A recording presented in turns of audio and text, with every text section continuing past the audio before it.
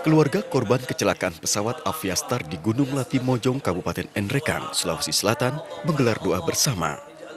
Meski diwarnai tangis haru, keluarga ikhlas menerima musibah yang menimpa.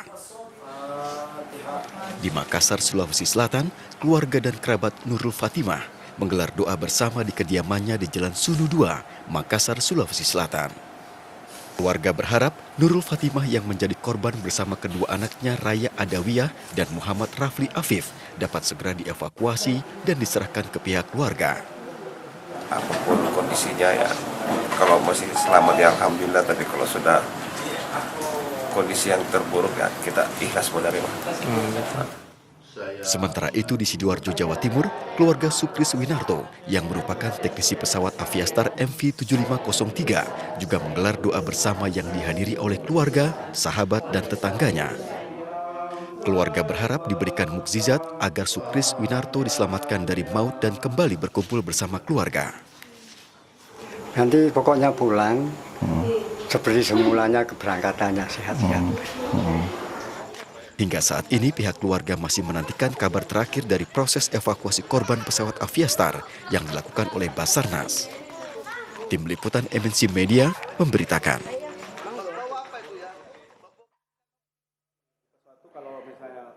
Kita lanjutkan diskusinya. Tadi kita bicara soal menerbangkan melipir itu dikit. Kalau tadi sambil kita jeda, pemirsa, Mas Gary bilang gimana Mas? Kok kayak di jalan raya? Terus ada lubang besar. Ada lubang besar. Kita mau ada minggir.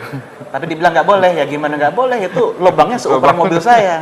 Oke. Atau naik motor apalagi kan bahaya. Iya, jadi ada semacam quote unquote negotiation.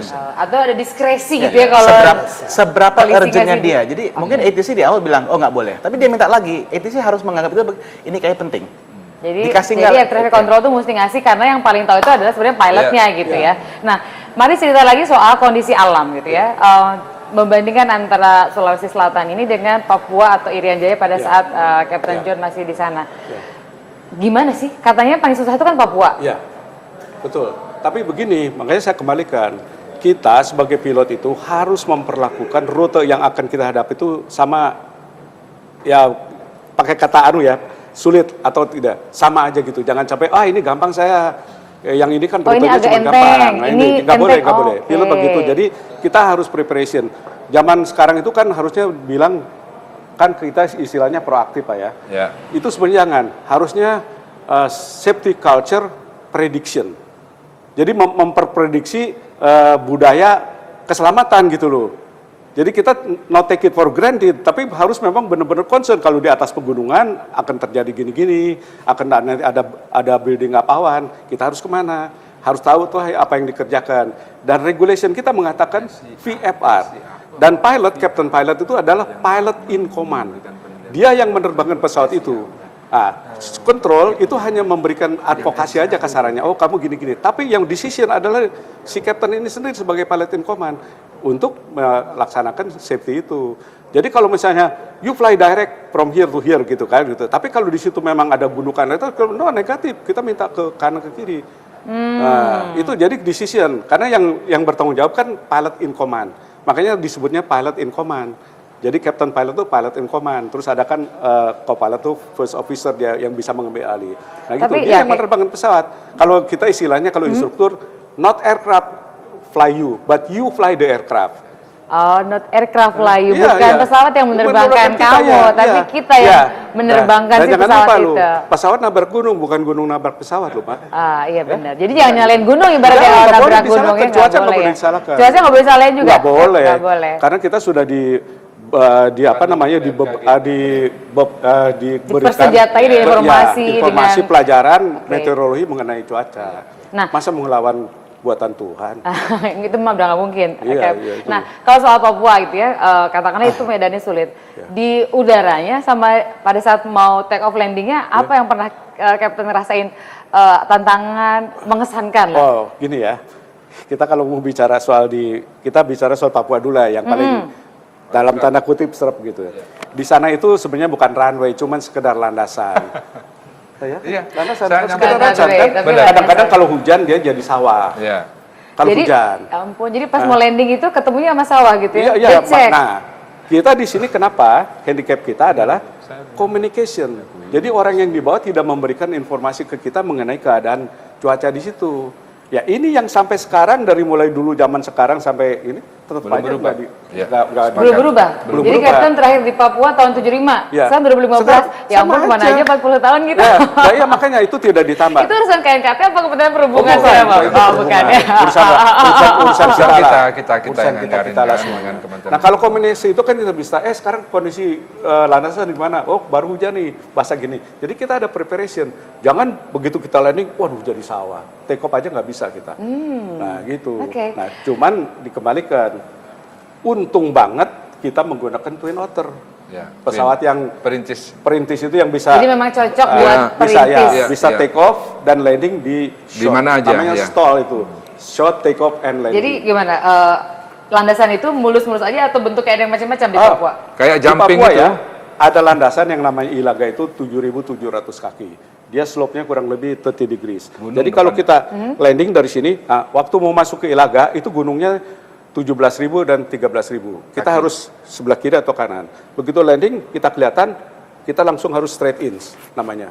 Nah begitu landing ya, nggak usah ngerem karena slope-nya tinggi, kita malah open power. Ya ampun. Nah nanti terus di ujung di sini kita parkir gitu kan. Waktu take off nanti, terus kita jatuh di sini ada ngarai. Terus kita balik asik banget, kayak di kapal induk. Ampun, Nah, itu, Indonesia gitu, kayak luar gitu, biasa gitu. ya. Tapi Jadi itu pas mau take tantangan. off gitu ya? Dan di Kayak main situ ya. perosotan kalau anak kecil gitu iya. mikirnya ya. Dan di situ kelihatan sekali ya mental pilot. Pilot itu biasanya overconfident. Terlalu pede. Nah, Pede. di situ nggak ada yang pilot overconfident. Jadi kita bisa kalau pilot mati. dicek, misalkan harus dicek, nggak lulus marah dia. Tapi di situ dicek, nggak, saya minta sekali lagi aja. Itu di sana loh. Baik, ini Mas Tizer, apa Ya. namanya, kita kan bicara soal aviastar iya, kasus lain iya, tapi perintis pada umumnya di Indonesia gitu, karena kan kita juga butuh gitu sarana transportasi untuk menghubungkan tempat-tempat yang nggak bisa pakai ibaratnya darat. Iya, Kalau iya, darat iya. kelamaan pun, Iya, tapi iya. kondisi banyak yang masih begitu, dan tadi Captain bilang 40 tahun ada nggak berubah. Ya, memang betul yang disampaikan Kapten tadi. Saya pernah nyampe di distrik Yakuhimu. Jadi distrik Yakuhimu bukan landasan, jadi dia hamparan gunung aja. Jadi kayak kita ambil pasir, ya itu hamparan itu. Jadi kalau kita mau turun tuh kayak jumping, tenang, turun dulu, turun langsung. Inilah makanya saya dalam setiap kali rapat-rapat dengan Kementerian Perhubungan, kita harus memang renstranya Kementerian Perhubungan 2015-2019 ini, rencana strategis dan RPJMN mereka, rencana panjang jangka menengah nasional, bangunlah infrastruktur yang baik, jangan setengah-setengah. Jadi saya pikir misalkan bandara di Papua itu perintisnya bangun aja sekalian, Pak. Kita akan kasih dana itu.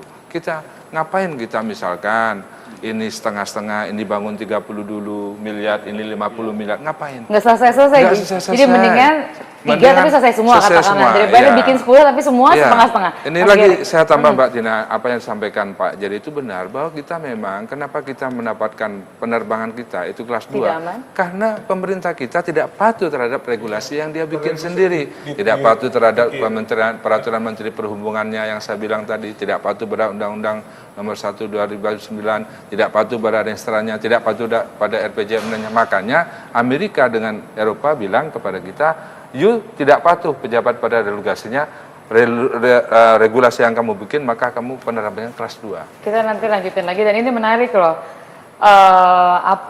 Kita berarti sebetulnya kalau bikin regulasi mah jago gitu ya. Iya. Jadi keasikan bikin regulasi dan berasa udah melaksanakan pada saat sudah membuat. Kadang-kadang begitu, kita udah punya. Nah, ngerasa udah selesai. Tunggukan arsip kalau sampai ke bulan bisa nyampe. Bayangin. Gitu bisa aja. Bayangin, 1 tahun ini kita Iya. bikin 262 ya, Pak, peraturan menteri Pak. Bayangin, itu apa hasilnya Pak Lex Mono? Iya, terus segmen terakhir sesaat lagi.